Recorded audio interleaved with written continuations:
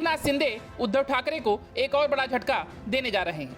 उद्धव ठाकरे गुट के 15 नेता, जिनमें सांसद, विधायक और निगमों में कई पदों पर तैनात नेता शामिल हैं, उद्धव का साथ छोड़ एकनाथ शिंदे के गुट में शामिल होंगे। दोनों नेताओं के बीच असली शिवसेना के दावे के बाद शिवाजी पार्क दशहरा रैली करने को लेकर खींचतान चल रही है। इस बीच एकनाथ शिंदे गुट ने उद्धव ठाकरे को कमजोर करने की तैयारी कर ली है। विजयादशमी के मौके पर उद्धव गुट के करीब 15 नेता एकनाथ शिंदे के समर्थन में आ सकते हैं।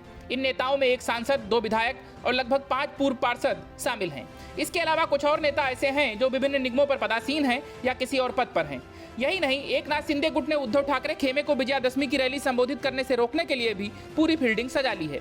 कहा जा रहा है कि किसी को भी शिवाजी पार्क में रैली न करने देने पर भी विचार हो रहा है।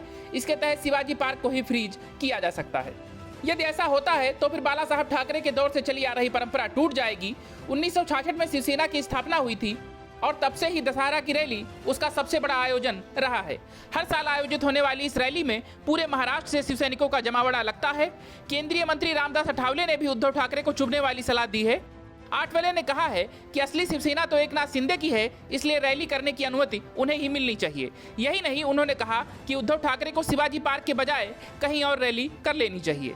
आठवले ने कहा कि मुख्यमंत्री एकनाथ शिंदे के पास 2/3 बहुमत है, इसलिए मुंबई नगर निगम उन्हें शिवाजी पार्क में दशहरा रैली आयोजित करने की अनुमति दे। उन्होंने कहा कि असली शिवसेना एकनाथ शिंदे की है। उद्धव ठाकरे के विधायक टूटते हैं तो फिर एकनाथ शिंदे खेमे में विधायकों की संख्या 42 से 43 हो सकती है। उद्धव ठाकरे ग्रुप के कई नेताओं को तोड़ने के बाद अब एकनाथ शिंदे गुट की कोशिश उनके करीबी नेताओं को भी अपने पाले में लाने की है। शिंदे ने उद्धव ठाकरे के कई पुराने सहयोगियों पर भी डोरे डालने की कोशिश तेज कर दी है।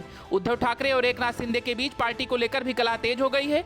दोनों ही गुटों ने सुप्रीम कोर्ट और चुनाव आयोग में अर्जी डालकर दोनों पक्षों ने शिवसेना के चिन्ह, तीर और धनुष पर दावा ठोका है। Bureau report, news of India.